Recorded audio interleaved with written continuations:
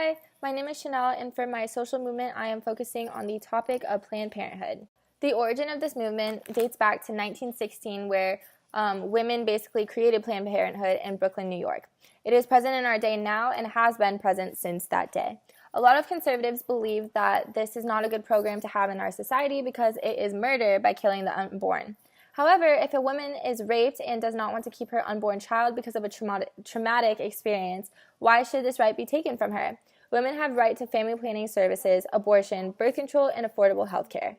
The types of factors that go into this social movement is funding for Planned Parenthood, which is rooted in idealistic factors because it goes against some people's religious beliefs and values.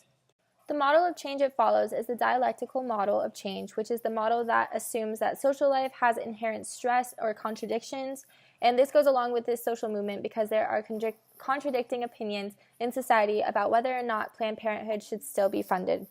Online, there is a poll with the question, should the government continue funding Planned Parenthood? And the results are 61% yes and 39% no vote. That's a very close poll, so that proves there's still a lot of conflicting opinions on this. The theory this change movement follows is the conflict perspective. The conflict perspective or theory has to do with inequality. The inequality in this case is women's right to abortion and affordable health care. The change agents in the Planned Parenthood social movement are women.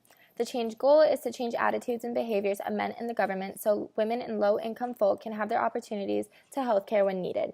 According to The Hill, Trump rolls back Obamacare requirement that employers cover birth control in insurance plans. Not all women want or need birth control to practice safe sex. A lot of women need birth control for other reasons, such as controlling bleeding, hormonal imbalances, anemia, and endometriosis.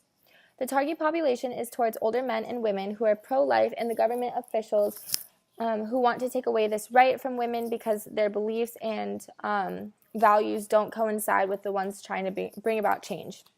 The strategy being used in the Planned Parenthood social movement is a persuasive strategy. Women and men on Twitter are trying to persuade people to contact their senators and their government officials to fight them taking away Planned Parenthood. Planned Parenthood has even tweeted, quote, "Everyone deserves to lead full, healthy lives free from violence. Everyone deserves to have control over their own sexual and reproductive health," end quote.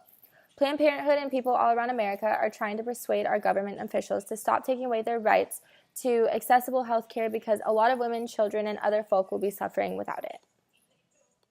The type of social movement that this follows is the expressive movement. The theory that best relates to the Planned Parenthood social movement is the relative deprivation theory. Women are being deprived of their needs and resources, hence why they feel the need to protest for their rights. Planned Parenthood is the nation's leading reproductive health care provider and advocate. Mike Pence is pushing to shut down Planned Parenthood, but in doing so, he will be taking away health care for women, people with low incomes who live in rural areas, and people of color who rely on Planned Parenthood.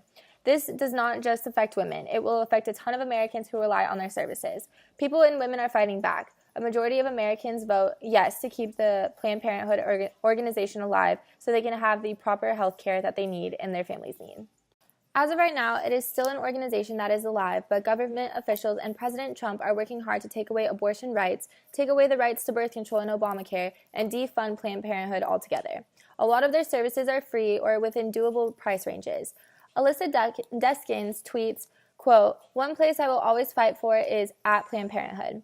Without them, I would have had to pay $200 for a breast exam. Today I got one for free. Thanks," end quote.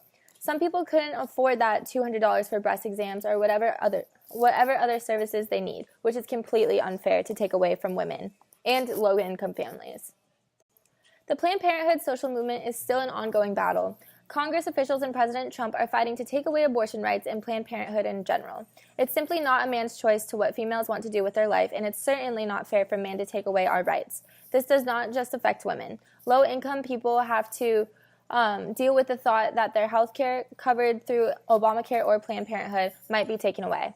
Also, Planned Parenthood gives out health advice and sex education to women, children, and people living in rural areas. No other organization really does that, and a lot of school systems don't even teach sex education anymore when they should.